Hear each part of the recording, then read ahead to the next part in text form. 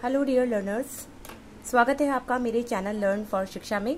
और आज हम पढ़ने जा रहे हैं एक new topic that is physiographic divisions of Rajasthan, यानी कि राजस्थान के भौतिक विभाग।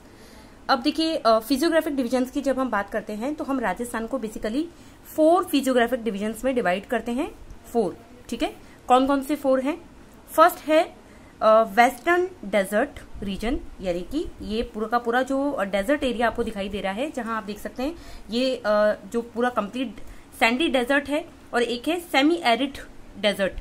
ये पूरा का पूरा area combinedly it is known as western desert, ठीक है। इसको पूरा का पूरा हम इस नाम से जानते हैं। ये घग्गर प्लेन्स भी इसी के अंदर इंक्लूड है। इसके बाद में सेकंड आ जाता है अरावली पर्वतीय प्रदेश, यानी अरावली माउंटेनस रीजन। ये आपको जो पिंक शेडेड एरिया दिखाई दे रहा है, this region is known as Aravalli region. Then number third is eastern plains, this yellow part is known as eastern plain. और उसके बाद में लास्ट आ जाता है दक्षिण पूर्वी पठारी प्रदेश, यानी कि यानी कि जो सदर्न ईस्टर्न प्लेटो है, इसको हम बोलते हैं ये वाला एरिया। और it is also known as Hadoti plateau. Hadoti plateau इसलिए क्योंकि यहाँ पे एंशिएंट टाइम के अंदर हाड़ौती प्लेटो में जो लोग थे, हाड़ा राजपूतों का शासन था, इस वजह से इसको हम हाड़ौती प्लेटो कहते हैं, ठीक है। तो ये तो ब्रॉड डिवीजन हो गया, A, B, C and D। अब इनको अगेन हम फर्दर कुछ सब पार्ट्स में डिवाइड करते हैं। जैसे कि पहला जो पार्ट है पश्चिमी मरुस्थलीय प्रदेश, इसको अगेन हम 2 पार्ट्स में डिवाइड करते हैं, फर्स्ट एंड सेकंड, ठीक है। जैसे आप देख सकते हैं ये पूरा का पूरा जो रीजन है, इस पिंक शेडेड एरिया के जो वेस्टर्न साइड में पूरा रीजन है, ये पूरा एरिया आपका जो है पहला वाला पार्ट है, पहला फिजियोग्राफिक डिवीजन है। इसको अगेन हमने 2 पार्ट्स में डिवाइड किया है। एक तो है कंप्लीटली जो पूरा सैंडी डेजर्ट है, और एक है semi arid region, semi arid region. तो 2 पार्ट्स में इसको हम डिवाइड करते हैं। तो जो सेमी एरिड रीजन है उसको अगेन हमने 4 पार्ट्स में डिवाइड किया है, और जो आपका सैंडी डेजर्ट है उसको अगेन हम 2 पार्ट्स में डिवाइड करते हैं। तो इसके जो 2 पार्ट्स हैं वो है, एक तो बालू का स्तूप युक्त, यानी कि जहां पर आपको सैंडून्स मिलते हैं, और एक है फ्री फ्रॉम सैंडून्स, एक ऐसा रीजन जो कि जहां पे सैंडून्स नहीं पाए जाते हैं। तो यहाँ पाए जाते हैं और यहाँ पे नहीं पाए जाते हैं, ये दोनों एरियाज हैं। तो देखिए ये जो पूरा आपको ग्रीन एरिया दिखाई दे रहा है, लाइट ग्रीन, ये आपका पूरा का पूरा वो रीजन है जहां पर सैंडून्स मिलते हैं, ठीक है, इस पूरी रीजन में। जबकि ये बीच में एक छोटा सा एरिया आपको दिया हुआ है, ये है सैंडून फ्री एरिया, यहाँ पे सैंडून्स नहीं पाए जाते हैं, ठीक है ना। इसके बाद में ये जो डार्क ग्रीन है, ये पूरा डार्क ग्रीन, और ये जो पूरा का पूरा आपको ब्लू पार्ट दिखाई दे रहा है, ये पूरा रीजन क्या कहलाता है? Semi arid region. Semi arid region को अगेन हम 4 पार्ट्स में डिवाइड करते हैं। पहला है घग्गर प्लेन। ये घग्गर प्लेन आपको दिखाई दे रहा है यहाँ ब्लू कलर से। इसको ब्लू से हमने इसलिए शो किया है क्योंकि यहाँ पर वाटर एक्चुअली अवेलेबल है घग्गर रिवर का। घग्गर रिवर एक्चुअली जब एक्टिवेट होती है, जब मानसून के टाइम में इसमें वाटर का फ्लो होता है, तो यहाँ पर ये जो है एक्टिवेट हो जाती है। अदरवाइज इसको जनरली डेड रिवर कहा जाता है, मृत नदी इसको कहा जाता है, तो इसलिए इसको ब्लू से शो किया गया है। फिर उसके बाद में आप इसके साउथ में यहाँ देखिए शेखावाटी रीजन आ गया, शेखावाटी रीजन। इसके बाद में यहाँ मिडिल में आपको नागौरी हाईलैंड्स मिलेंगे, नागौरी उच्च भूमि। एंड देन लास्ट के अंदर आपको यहाँ पर मिलेगा गोडवाड रीजन, गोडवाड, ठीक है, also known as Luni region. Luni river जहां पे फ्लो करती है उसको हम गोडवाड रीजन भी कहते हैं। तो ये 4 पार्ट्स हमने इसके सब क्लासिफिकेशन कर दिया, ठीक है। इसके बाद में अरावली की बात करें तो अरावली को 3 पार्ट्स में डिवाइड किया है, north Aravalli, middle Aravalli, then southern Aravalli, ठीक है, 3 पार्ट्स हो गए। इसके बाद में हम देखते हैं जो आपका ईस्टर्न प्लेन्स है, इसको अगेन 4 पार्ट्स में डिवाइड किया है। इसमें आप देख सकते हैं यहाँ पर आपको दिख रहा है ये बाणगंगा प्लेन है, इस जगह पे बाणगंगा नदी जो है वो बनाती है।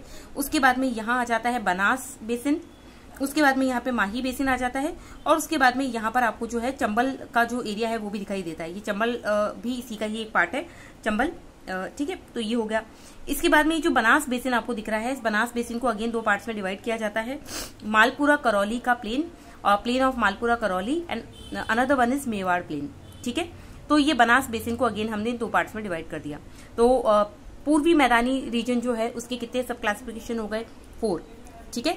और ये जो लास्ट है इसको भी अगेन हमने सब क्लासिफाइड कर दिया। देन लास्ट इज हाड़ौती प्लेटो, इसको 2 पार्ट्स में डिवाइड किया है। विंध्यन स्कार्पलैंड, यानी कि विंध्यन कगार भूमि, ये वाला जो पार्ट है, ये यहाँ से जो आपको दिख रहा है, और ये वाला जो रीजन है this is known as Deccan lava plateau, Deccan lava का पठार, ठीक है। तो ये तो हमने बात कर लिया कि राजस्थान को कितने फिजियोग्राफिक डिवीजन में डिवाइड किया गया है और उसके सब क्लासिफिकेशन कौन कौन से हैं, और इसके साथ ही हमने इनको मैप में भी देख लिया, ठीक है। अब हम ये बात करते हैं कि ये बने कैसे, इनका फॉर्मेशन कैसे हुआ, ये जानना इसलिए जरूरी है क्योंकि कई बार यहाँ से क्वेश्चन आता है। तो देखिए, एक थ्योरी हम ज्योग्राफी के अंदर, फिजिकल ज्योग्राफी जब हम पढ़ते हैं तो वहां पे पढ़ते हैं कि प्रोफेसर अल्फ्रेड वैगनर जो थे जर्मनी के, उन्होंने एक थ्योरी दी थी, कॉन्टिनेंटल ड्रिफ्ट थ्योरी, महाद्वीपीय विस्थापन सिद्धांत उन्होंने दिया था 1912 में। इस थ्योरी में उन्होंने बताया था कि पूरा जो हमारे जितने भी आज हमें कॉन्टिनेंट्स दिखाई देते हैं वो उस वक्त एक जिस शेप में या जिस पार्ट्स में जितने नंबर्स में हमें दिखते हैं वो उस वक्त नहीं थे। उस वक्त केवल एक ही कॉन्टिनेंट था जिसको उन्होंने नाम दिया था पेंजिया। ठीक है, पेंजिया के नाम का केवल एक कॉन्टिनेंट था। उस कॉन्टिनेंट के चारों तरफ पानी फैला हुआ था, एक बड़ा सा ओशन था, उस ओशन को उन्होंने पैंथालासा नाम दिया था। ठीक है, यहाँ पर आप रीड करेंगे, यहाँ पे सारी चीजें दी हुई है, बट मैं शॉर्ट में आपको बता रही हूँ। तो पेंजिया और पैंथालासा दो चीजें थी, लेकिन कार्बोनिफेरस का एक टाइम पीरियड आया जब ये पेंजिया जो था वो बीच में से दो टुकड़ों में डिवाइड हो गया, जिसका नॉर्थ पार्ट था वो अंगारा लैंड कहलाया और जो सदर्न पार्ट था वो गोंडवाना लैंड कहलाया। ठीक है, और जो बीच का पार्ट था उस बीच के पार्ट में एक सी बन गया जिसको हमने कहा टेथिस सी। ठीक है, अब ये जो टेथिस सी था और जो गोंडवाना लैंड है, इसके कुछ अवशेष हमारे राजस्थान में पाए जाते हैं, मतलब इसके कुछ हिस्से हैं जो हमारे राजस्थान में और हमारे इंडिया में पाए जाते हैं। अंगारा लैंड के जो पार्ट्स है वो हमारे इंडिया में नहीं मिलते हैं। तो भारत में आप देख सकते हैं Gondwana land and Tethys sea, इन दोनों के ही कुछ ना कुछ पार्ट्स पाए जाते हैं और राजस्थान में भी इन दोनों के पार्ट्स पाए जाते हैं। तो जो हमने ये 4 फिजियोग्राफिक डिविजन्स पढ़े हैं, इनमें से कौन सा पार्ट इस गोंडवाना लैंड का पार्ट था और कौन सा पार्ट जो है वो इस टेथिस सी का पार्ट था, यहाँ से क्वेश्चन पूछा जाता है। तो देखिए यहाँ एक टेबल दी हुई है, जो डेजर्ट का रीजन है ये पूरा का पूरा सैंडी डेजर्ट, ये सी का पार्ट था, किसका, टेथिस सी का।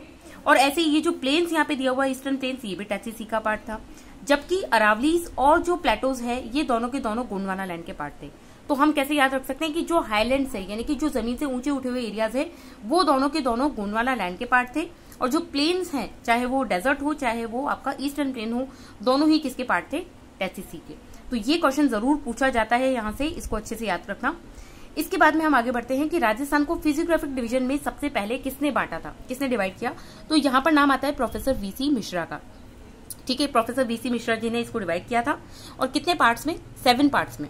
हम तो बेसिकली जो एक जनरल क्लासिफिकेशन देख रहे हैं उसमें 7 पार्ट्स में पढ़ रहे हैं, बट एक्चुअली उन्होंने कितने में डिवाइड किया था, उन्होंने डिवाइड किया था 7 में। उनकी बुक थी ज्योग्राफी ऑफ राजस्थान, और 1968 में उन्होंने इसको पब्लिश किया था, और ये जो पूरे 7 नेम्स यहाँ पे दिए हुए हैं। फिर है 1968 में ही on the basis of climate के आधार पे भी वापस से एक सेकंड पर्सन आए, एस.के. सेन, उन्होंने वापस से राजस्थान को डिवाइड किया था क्लाइमेट के बेसिस पे। और थर्ड जो किसी ने एफर्ट्स लगाए थे इसको डिवाइड करने के लिए वो थे मिस्टर रामलोचन सिंह जी, जिन्होंने 1971 में राजस्थान को फिजियोग्राफिक डिवीजन में डिवाइड किया था। तो हमने 3 नाम पढ़ लिए, प्रोफेसर वीसी मिश्रा 1968 में, कितने हिस्सों में, 7 पार्ट्स में। उनकी बुक का नाम क्या था, राजस्थान का भूगोल। 7 पार्ट्स के नाम एक बार पढ़ लेना, बाई चांस पूछ ले तो। और फिर 1968 में ही on the basis of climate फिर से एक दूसरे पर्सन आते हैं, एस.के. सेन। उसके बाद में थर्ड कोशिश किसने की थी, रामलोचन सिंह जी ने 1971 में। लेकिन एक जनरल क्लासिफिकेशन हम पढ़ते हैं उसमें हम कितने पढ़ते हैं, 4, ओनली 4 पढ़ते हैं। तो आपको ये 4 ही पढ़ के ध्यान रखने, बट आपको ये जो फ्लो चार्ट यहाँ दिया हुआ है ये अच्छे से मैप के साथ में याद होना चाहिए, क्योंकि कौन सा हिस्सा किसका पार्ट है ये अक्सर क्वेश्चन पूछा जा सकता है। ठीक है, तो ये पेज हमने अच्छे से पढ़ लिया है, यहाँ पे जो भी चीजें दी हुई है वो हमने पढ़ ली है। आगे बढ़ते हैं अब हम नेक्स्ट पार्ट पे। चलिए, इसके बाद में हम देखते हैं कि ये टेबल यहाँ पे दी हुई है, इस टेबल को बहुत अच्छे से आपको लर्न कर लेना है, यहाँ से सीधा क्वेश्चन बन जाएगा। देखिए, पहला जो पार्ट था वेस्टर्न डेजर्ट रीजन, उसका एरिया कितना है, उसने राजस्थान का कितना % एरिया घिरा हुआ है। तो देखिए वो सबसे बड़ा है एरिया वाइज। सबसे बड़ा फिजियोग्राफिक डिवीजन कौन सा है अगर हमसे पूछे तो आप एरिया देख लीजिए, सबसे बड़ा किसका है, इसी वेस्टर्न सैंडी डेजर्ट का 61.11%। ठीक है, अच्छे से याद कर लेना है, 61.11%, जबकि पॉपुलेशन कितनी है, 40%। ठीक है, राजस्थान की पॉपुलेशन का 40% यहाँ पर पाया जाता है। ये किसका अवशेष था, मैंने आपको बताया था जितने भी प्लेन्स थे वो दोनों टेथिस सी का पार्ट थे, जबकि जो हाईलैंड्स थे, जो ऊंचे उठे हुए भाग थे, वो गोंडवाना लैंड के पार्ट थे। तो ये टेथिस सी का पार्ट हो गया। और इसके बाद में ये दोनों आप भली चीजें छोड़ सकते हैं, इतनी इंपॉर्टेंट नहीं है। Then second one is Aravalli mountain region, इसका एरिया कितना है, 9%, जबकि पॉपुलेशन है 10। तो 9-10 याद करना इजी है, इसमें 60-40 याद कर सकते हैं आप, बट एग्जैक्ट आपको याद होना चाहिए 61। 60-40 सिर्फ याद करने के लिए, और यहाँ पे 9-10। ये किसका पार्ट था, गोंडवाना लैंड का। फिर हमने ईस्टर्न प्लेन्स देखे थे, उसमें है 23-39। 23-39 ये टेथिस सी का पार्ट था। उसके बाद में हमने प्लेटोस के बारे में बात की थी, प्लेटो ये 6.89 है, जबकि पॉपुलेशन है 11%। ठीक है, तो इस तरीके से ये टेबल आपको अच्छे से याद कर लेनी है। अब 1 बाय 1 एक एक फिजिकल डिवीजन के बारे में हम लोग पढ़ना शुरू करते हैं। देखिए, चैप्टर बहुत ही इंपॉर्टेंट है, 1 से 2 क्वेश्चन 100% हर एग्जाम में जिसमें भी राजस्थान का भूगोल आ रहा है उसमें बनते ही बनते हैं इस वाले टॉपिक से, तो बहुत अच्छे से इसको पढ़ लेना है। तो शुरू करते हैं। First, western sandy desert. ये जो एरिया है इसकी अगर हम लेंथ की बात करें तो 644 किलोमीटर की लेंथ है, जबकि इसकी ब्रॉडनेस कितनी है, विड्थ कितनी है, 300 किलोमीटर। ठीक है, एक तो ये चीज याद कर लेनी है। फिर ये राजस्थान के कितने किलोमीटर एरिया पे फैला हुआ है, ये तो परसेंटेज में था 61.11, बट वैसे अगर नंबर में देखा जाए तो ये आपका 2,09,000 वर्ग किलोमीटर एरियाज में फैला हुआ है। तो ये एरिया आपको याद रखना है। और पूरा जितना भी थार डेजर्ट है उसका 62% अकेले हमारे राजस्थान में है, क्योंकि थार डेजर्ट केवल राजस्थान में नहीं है बल्कि गुजरात में भी इसका कुछ हिस्सा फैला हुआ है। तो जितना भी है ये, उसमें से जो है हमारा राजस्थान के अंदर 62% पाया जाता है। ठीक है, वैसे थार डेजर्ट कौन कौन से स्टेट्स में है, राजस्थान में, पंजाब में और हरियाणा और गुजरात में भी इसके कुछ कुछ पार्ट हिस्से फैले हुए हैं। तो लेकिन मेजर पार्ट किसमें है, राजस्थान में। राजस्थान के कितने डिस्ट्रिक्ट्स में ये फैला हुआ है, तो देखिए पहले तो 12 थे, लेकिन अभी अपडेटेड डेटा जो हमारे पास में आया है 41 डिस्ट्रिक्ट के अकॉर्डिंग, तो इस बुक में 16 दिया हुआ है। ठीक है, तो ये नाम एक बार आप देख लेना। और वैसे इसमें से इतना ज्यादा पूछेंगे नहीं, लेकिन आपको थोड़ा अगर मैप की लोकेशन पता है, मैप में सारे डिस्ट्रिक्ट्स की लोकेशन पता है, तो आप वैसे भी क्वेश्चन कर जाओगे। तो मैप आपको अच्छे से याद होना चाहिए।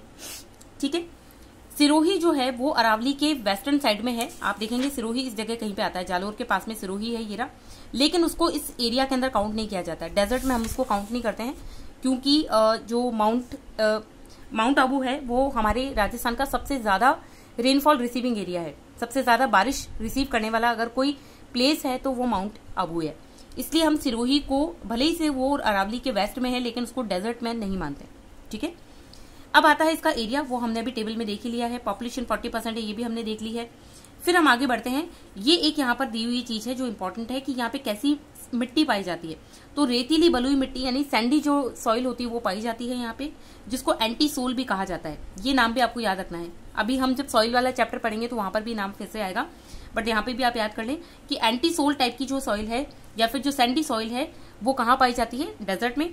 और यहाँ पे जो वेजिटेशन पाई जाती है दैट इज जीरोफाइट, यानी मरुद्वत टाइप की जो होती है वेजिटेशन, जीरोफाइट वो प्लांट्स होते हैं जो कि डेजर्ट में सरवाइव कर जाते हैं, जिनकी जो जड़ें होती है, रूट्स बहुत लंबी होती है, डेप्थ तक होती है। ठीक है, जिनकी जो लीफ होती है उसके ऊपर एकदम ऐसे वैक्स की चिकनी कोई परत होती है। ठीक है, ताकि वो उस एरिया के अंदर उस क्लाइमेट में रह सके। तो जीरोफाइट टाइप की जो वेजिटेशन है वो पाई जाती है। मेनली यहाँ पे क्रॉप्स कौन कौन सी उगती है, बाजरा है, मोट है, ग्वार है, इस तरीके की जो क्रॉप्स है वो उगती है। बारिश यहाँ पे जनरली अगर हम बात करें तो 0 से 50 सेंटीमीटर के अंदर अंदर होती है। तो ये थोड़ी बहुत एक्स्ट्रा इन्फॉर्मेशन आपको ध्यान रखनी है। इसके स्लोप की अगर हम बात करें कि ये जो एरिया है यहाँ का स्लोप कहाँ किस साइड में है, इस साइड में है या इस दिशा में है, इधर है या इधर है, तो इसके स्लोप की अगर हम बात करें तो इसका स्लोप जो है वो पूर्व से पश्चिम की ओर है, यानी ईस्ट से वेस्ट की तरफ है और नॉर्थ से साउथ की तरफ है, नॉर्थ से साउथ की तरफ इधर। इसीलिए यहाँ पे रिवर फ्लो करती है, लूनी रिवर, जो इधर की तरफ जाती है, इस डायरेक्शन में जाती है ना, क्योंकि स्लोप किधर है, साउथ की तरफ है। इसके बाद में और हम देखते हैं इस एरिया की, इस पूरे रीजन की सबसे बड़ी जो रिवर है वो कौन सी है, लूनी रिवर है। सबसे बड़ी कैनाल कौन सी है, इंदिरा गांधी कैनाल है।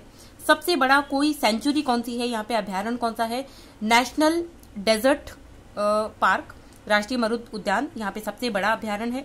और एरिया वाइज सबसे बड़ा जो यहाँ का डिस्ट्रिक्ट है वो जैसलमेर है। वो केवल यहाँ का ही नहीं बल्कि हमारे पूरे राजस्थान का एरिया वाइज सबसे बड़ा डिस्ट्रिक्ट है। सबसे बड़े डैम की बात करें तो जवाई डैम है जो कि पाली में है। सबसे बड़ी सिटी की बात करें तो जोधपुर है। ठीक है, ये एक्स्ट्रा डिटेल्स हो गई। इसके अलावा कुछ और कैरेक्टरिस्टिक्स है यहाँ की। ये सबसे घना डेजर्ट है, यानी कि एक तो पॉपुलेशन भी सबसे ज्यादा अगर किसी डेजर्ट में पाई जाती है तो वो यही है। इसके अलावा सबसे ज्यादा आपको बायोडाइवर्सिटी यहाँ देखने को मिलेगी, यानी बहुत डिफरेंट टाइप के प्लांट्स है, डिफरेंट टाइप के एनिमल्स है यहाँ पे। सबसे ज्यादा पॉपुलेशन वाला डिस्ट्रिक्ट डेजर्ट है ये। और इसके अलावा यहाँ पे जो दैनिक तापांतर है, यानी कि जो डेली टेम्परेचर की रेंज होती है वो आपको सबसे ज्यादा देखने को मिलेगी। डेली टेम्परेचर रेंज का मतलब क्या होता है, देखिए रेंज का मतलब होता है हाईएस्ट और लोएस्ट के बीच का अंतर। ठीक है, जैसे हम मार्केट में जाते हैं तो हम शॉपकीपर हमसे पूछते हैं ना कि किस रेंज में आपको कपड़े चाहिए, तो हम हमारा मैक्सिमम रेंज बता देते हैं कि भाई इस रेंज में दिखा दो। तो वैसे ही मैक्सिमम टेम्परेचर किसी दिन में कितना था और उसी दिन पे मिनिमम टेम्परेचर कितना था, उन दोनों के बीच का जो डिफरेंस होता है ना उसको हम बोलते हैं दैनिक तापांतर, यानी डेली टेम्परेचर रेंज। वो भी आपको यहाँ पर ही ज्यादा देखने को मिलेगी इस पूरे रीजन में। क्यों, ऐसा क्यों? क्योंकि आपको पता है यहाँ पे जो मिट्टी पाई जाती है उसका नेचर ऐसा होता है कि दिन के टाइम में ये हीट को बहुत ही अब्जॉर्ब कर लेती है। तो बहुत गर्म हो जाती है, जिससे दिन में टेम्परेचर बहुत ज़्यादा हो जाता है, जबकि रात होते होते जैसे जैसे अपने अंदर से वो हीट को रिलीज करती है तो फिर क्या होगा, वो बहुत जल्दी से ठंडी हो जाएगी। तो मैक्सिमम और मिनिमम के बीच का जो अंतर है वो बहुत ज़्यादा यहाँ पे क्रिएट हो जाता है, इसलिए रेंज बहुत ज़्यादा आपको यहाँ पे पाई जाती है। ठीक है, इसके बाद में हम देखते हैं कि ये अरावली का वृष्टि छाया प्रदेश है, यानी रेन शेडो जोन है। आप देखेंगे कि यहाँ पर जो अरावली है, ये अरावली मान लीजिए कि यहाँ पर एक इस तरीके से खड़ी हुई है ना, वर्टिकली। तो ये जो जोन होगा इधर वाला, यहाँ से मानसून आएगा। मानसून जिस साइड से आ रहा है उस डायरेक्शन में तो बहुत ज्यादा बारिश करेगा, इसलिए हमारे राजस्थान का ये जो रीजन है यहाँ पर बारिश ज्यादा रिसीव होती है। जबकि इसका जो ये ऑपोजिट एरिया होगा, यहाँ पर क्या होगा, यहाँ पर जो विंड्स है वो बारिश नहीं कर पाएगी, इसलिए उस उधर का जो पार्ट है, वेस्टर्न जो पार्ट है, उसको हम क्या कहते हैं, रेन शेडो जोन कहते हैं। ठीक है, जहाँ पे रेनफॉल रिसीव नहीं हो रहा है उसको रेन शेडो जोन कहते हैं। इसके अलावा ये हमने पढ़ी लिया है कि टैसिस सी से बना हुआ है, ये हमने पढ़ी लिया है। तो इस पेज के ऊपर जो बेसिक चीजें थी वो मैंने आपको बता दी है। अब इसके अलावा कुछ और बात करते हैं, यहाँ पर किस तरह की रॉक्स पाई जाती है। तो यहाँ पे सेडिमेंट्री रॉक्स पाई जाती है, अवसादी चट्टानें पाई जाती है। सेडिमेंट्री रॉक्स वो होती है जो एक के ऊपर एक लेयर्स जम जाने से बनती है, और ये इस तरह की जो सेडिमेंट्री रॉक्स होती है वो पाई जाती है। और इस तरह की रॉक्स की एक जो सबसे बड़ी विशेषता ये होती है कि यहाँ पर आपको कोल, पेट्रोलियम बहुत ज्यादा देखने को मिलता है ना, फॉसिल फ्यूल बहुत मिलता है। यही रीजन है कि बाड़मेर में आप देख सकते हैं वहाँ पे पेट्रोलियम के कुएं हैं और वो मिलते ही जा रहे हैं। तो यही रीजन है एक यहाँ पे, इसीलिए यहाँ पे ऑयल के जो बहुत ज्यादा रिजर्व है वो पाए गए हैं। ठीक है, ये आपको ध्यान रखना है। कुछ कुछ एरियाज भी यहाँ दिए हुए हैं, जैसे गुड़ा मलानी है जैसलमेर में, बाड़मेर साचोर का जो रीजन है, इन एरियाज के अंदर बहुत ज्यादा ऑयल के रिजर्व मिले हैं। ठीक है, ये आपको ध्यान रखना है। इसके अलावा जो कुछ और काम की चीजें हैं यहाँ पर आप इनको पढ़ सकते हैं, बहुत ही इजी सी हैं, जैसे बारिश बहुत कम होती है, ये बहुत इजी सी चीजें यहाँ पे दी हुई है, एक बार आप पढ़ लेना इनको। यहाँ पर सरस्वती रिवर के भी आपको अवशेष मिलते हैं, यानी कि सरस्वती रिवर जो एंशिएंट टाइम के अंदर फ्लो करती थी, और जो आज की डेट में घग्गर रिवर यहाँ पे बहती है, जो अभी मैंने आपको दिखाया था कि इस जगह पे घग्गर रिवर का ये एरिया है। ये घग्गर रिवर को जो है इस सरस्वती रिवर का ही एक मतलब पार्ट माना जाता है। तो सरस्वती रिवर के अवशेष अगर पूछ लिया जाए कि कहाँ पाए जाते हैं, तो आपको ध्यान रखना है वेस्टर्न सैंडी डेजर्ट में। इसके बाद में हम आगे बढ़ते हैं। और अब देखिए यहाँ पर कुछ आइसो हाइट्स के बारे में बात हो रही है। आइसो हाइट यानी समवर्षा रेखा। ये आइसो हाइट लाइन जो होती है, ये कुछ इमेजिनरी लाइन्स होती है, ये उन एरियाज को मिलाती है, ज्वाइन करती है जहाँ पे एक जैसा टेम्परेचर मिल रहा है। ठीक है, सपोज मैंने एक लाइन ड्रॉ कर दी, ये लाइन मान लीजिए मैंने 10 सेंटीमीटर की ड्रॉ करी है, तो ये लाइन हमें क्या बता रही है कि इस लाइन के ऊपर जितने भी एरियाज आ रहे हैं वो सारे के सारे 10 सेंटीमीटर रेनफॉल रिसीव कर रहे हैं। तो इन सबको जब मैंने ज्वाइन किया तो एक आइसो हाइट यानी एक लाइन निकल कर आई, जिसको मैंने क्या कह दिया, 10 सेंटीमीटर की आइसो हाइट। ठीक है, तो ये आपको ध्यान रखना है, 10 सेंटीमीटर की आइसो हाइट हो गया। तो अब देखिए इनके बारे में बात करते हैं।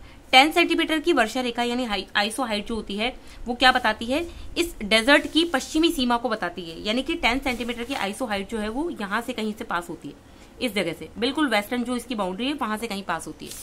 ठीक है, 25 सेंटीमीटर की आइसो हाइट कहाँ से पास होती है, ये हमारे इस पूरे डेजर्ट को 2 इक्वल पार्ट्स में डिवाइड करती है। ये बीच में जो आप लाइन देख रहे हैं, 2 ग्रीन कलर के शेड्स के बीच में जो ये पार्टीशन है, ये किससे हो रहा है, 25 सेंटीमीटर की आइसो हाइट से हो रहा है। तो 25 सेंटीमीटर की वर्षा रेखा बेसिकली हमारे डेजर्ट को 2 भागों में डिवाइड करती है। ठीक है, और जो 50 सेंटीमीटर की आइसो हाइट है वो हमारे राजस्थान को 2 बराबर भागों में डिवाइड करती है, यानी कि बीच में से कहीं से, राजस्थान के बिल्कुल बीच में से कहीं से गुजरती है, और उसकी वजह से हमारा राजस्थान वेस्टर्न और ईस्टर्न पार्ट में डिवाइड हो जाता है। तो ये तीनों आइसो हाइट आपको ध्यान रखनी है, इसमें से क्वेश्चन पूछा जा चुका है क्योंकि। इसके बाद में आता है रेगिस्तान का मार्च, मार्चिंग ऑफ डेजर्ट। इसका मतलब होता है रेगिस्तान का आगे की तरफ बढ़ना। जब डेजर्टिफिकेशन होता जाता है, यानी डेजर्ट आगे बढ़ता जाता है, दूर दूर तक फैलता जाता है, तो उसको हम बोलते हैं मार्चिंग ऑफ डेजर्ट, रेगिस्तान का आगे बढ़ना। ठीक है, और सबसे ज्यादा ये प्रोसेस जो है वो जैसलमेर के गांव में होती है, जहां जिस गांव का नाम क्या है, नाचना गांव। और नाचना गांव का आपको पता होना चाहिए कि यहाँ का जो कैमल है, ऊंट है, वो भी बहुत ज्यादा फेमस है, तो ध्यान रखना है ये भी। ठीक है, ये हमने पढ़ लिया। इसके बाद में हम आते हैं अब इसके पहले पार्ट पे। इसके भी पार्टीशन किए हुए हैं अलग अलग, जो अभी हमने पढ़े थे यहाँ पर, कि जो पहला पार्ट है जो बिल्कुल सैंडी डेजर्ट है, उसके बारे में हम पढ़ने वाले हैं, ये यहाँ पे दिया हुआ है। ठीक है, तो ये जो है इसमें कौन कौन से एरियाज आ गए, पूरा जैसलमेर, फलौदी, बीकानेर, ये पूरे एरियाज इसमें आ चुके हैं। यहाँ पर रेनफॉल कितना है, 0 से 25 सेंटीमीटर है। क्लाइमेट एकदम एरिड है, एकदम शुष्क है, बिल्कुल ड्राई क्लाइमेट है। सम रीजन जो है जैसलमेर का, ये एक ऐसा रीजन है जहाँ पर कोई भी बिल्कुल प्लांटेशन नहीं है, वेजिटेशन यहाँ पर नहीं है, और ये सबसे राजस्थान का सबसे लोएस्ट रेनफॉल रिसीविंग एरिया है। इवन आप मान सकते हैं कि यहाँ पे ना के बराबर बारिश होती है। ठीक है, फिर एक नाम आ रहा है लाठी सीरीज। लाठी सीरीज का मतलब होता है कि जैसलमेर के अंदर एक जगह है पोकरण, ठीक है, जहां पर आपको पता है बहुत सारे जो ये जो न्यूक्लियर जो टेस्टिंग वगैरह होती है वो भी होती है पोखरण के अंदर। तो पोखरण से लेकर मोहनगढ़, ये दोनों एरियाज जो है जैसलमेर में है, पोखरण से मोहनगढ़ तक एक पूरी 80 किलोमीटर की अर्थ के अंदर की साइड में कुछ फ्रेश वाटर की एक जो पानी की जो धारा है, स्ट्रीम है, वो बहती है। उसको क्या कहा गया है? लाठी सीरीज कहा गया है। ठीक है, उसको लाठी सीरीज कहा गया है। तो यही चीज है। तो कई बार पूछ लिया जाता है कि लाठी सीरीज कहाँ से कहाँ तक फैली हुई है और ये क्या चीज है। तो आपको ध्यान रखना है कि ये फ्रेश वाटर की एक स्ट्रीम है जो कि पोखरण से मोहनगढ़ तक फैली हुई है। ठीक है, इसके बाद में हम बात करते हैं चंदन या चांदन भी इसको कहा जाता है, कुआं है, वेल का नाम है चांदन। ये जैसलमेर में लाठी सीरीज के पास में ही कम गहराई पे फैला हुआ है। और मतलब ये एक ऐसा एरिया है जहाँ पे आप थोड़ा सा भी अगर जमीन को खोदोगे तो पानी निकल आएगा और बिल्कुल फ्रेश वाटर निकल के आता है। इसलिए इसको बोलते हैं थार का घड़ा, यानी कि थार डेजर्ट को वाटर सप्लाई करने के लिए बहुत फेमस है, फ्रेश वाटर का है। इसलिए चांदन नलकूप को क्या कहा जाता है? थार का घड़ा कहा जाता है। ठीक है, इसके बाद में आती है, अब इसी को हमने अभी 2 पार्ट्स में डिवाइड किया था। कुछ ऐसा रीजन था जो जहाँ पे डेजर्ट, जहाँ पे सैंड ड्यून्स पाए जाते हैं, और कुछ ऐसा एरिया था जहाँ पे सैंड ड्यून्स नहीं पाए जाते हैं। तो सैंड ड्यून फ्री एरिया, तो सैंड ड्यून फ्री एरिया कौन सा है? ये जैसलमेर, फलौदी, बालोतरा और बाड़मेर के कुछ एरियाज में फैला हुआ है। मेनली फलौदी, पोखरण और बालोतरा के बीच में ही फैला हुआ है। ठीक है, और यहाँ पर किसी भी तरह के सैंड ड्यून्स नहीं पाए जाते हैं। लेकिन ये किस तरह का है? थोड़ा सा जो है मतलब रॉकी रीजन है, पथरीला जो मरुस्थल है। ठीक है ना, इसलिए डेजर्ट जो सैंड ड्यून्स होते हैं, जो मिट्टी के बने हुए होते हैं, वो यहाँ पे जनरली नहीं पाए जाते हैं। इसके अलावा आकलवुड फॉसिल पार्क भी यहाँ पे पाया जाता है। फॉसिल पार्क, फॉसिल आपको पता होगा, जो जमीन में प्लांट्स वगैरह दब जाते हैं तो उसके बाद में जब वो हार्ड हो जाते हैं बहुत ही, तो फॉसिल्स बन जाते हैं। तो इस तरह का फॉसिल पार्क कहाँ पे बना हुआ है? इसी जैसलमेर के आसपास के एरिया में बना हुआ है। ठीक है, तो ये हमने पढ़ लिया। अब हम आते हैं, जो सेकंड इसका पार्टीशन था वो semi arid region. Semi arid region के बारे में बात करते हैं। सेमी एरिड रीजन को हम बांगर रीजन के नाम से भी जानते हैं, बांगर रीजन भी के नाम से भी जाना जाता है। और इसके बारे में अगर हम बात करें तो यहाँ की क्लाइमेट कैसी है? सेमी एरिड, मतलब डेजर्ट जितनी एरिड नहीं है, बहुत ज्यादा इतनी ड्राई नहीं है, और बारिश 25 से 50 सेंटीमीटर के बीच होती है यहाँ पे। और ये एरिया जो है थोड़ा सा ट्रांजिशनल जोन है। ट्रांजिशनल जोन किस किस के बीच में? आप देख सकते हैं कि इधर तो एकदम ड्राई एरिया है, इधर अरावली आ गई, तो 2 अलग अलग तरह की क्लाइमेट के बीच में ये फैला हुआ है। इसलिए इसको क्या कहा गया है? संक्रमण क्षेत्र या ट्रांजिशनल जोन कहा गया है। ठीक है, इसके बाद में अब इसके भी सब पार्टीशन अभी हमने देखे थे। तो उसमें सबसे पहले हम पढ़ते हैं घग्गर प्लेन के बारे में। घग्गर प्लेन का नाम घग्गर प्लेन इसलिए क्योंकि घग्गर रिवर यहाँ पे बहती है। मेनली हनुमानगढ़ और गंगानगर यहाँ पे काउंट होते हैं। और यहाँ पे स्टार्टिंग में गंगा नहर जो है वो बनाई गई थी, जिसको बाद में इंदिरा गांधी कैनाल के रूप में जो है बदल दिया गया था। और यहाँ की जो मिट्टी है वो कैसी है? अलुवियल सॉइल है। अलुवियल सॉइल आप जानते हैं, जहां पर भी रिवर्स फ्लो करती है उस जगह पे अलुवियल मिट्टी या जलोढ़ मिट्टी पाई जाती है। ये बहुत ही फर्टाइल सॉइल होती है बेसिकली। और बग्गी जो है, बग्गी एक लोकल नाम है, जो जहां पर घग्गर रिवर अपनी मिट्टी को लाके बिछाती है, स्प्रेड करती है, तो उस मिट्टी को बेसिकली क्या कहा जाता है? उस एरिया को बेसिकली बग्गी कहते हैं। तो बग्गी एक्चुअली घग्गर रिवर से कनेक्टेड वर्ड है। ठीक है, ध्यान रखना इसको। फिर एक और फैक्ट दिया हुआ है कि सबसे ज्यादा आंधियां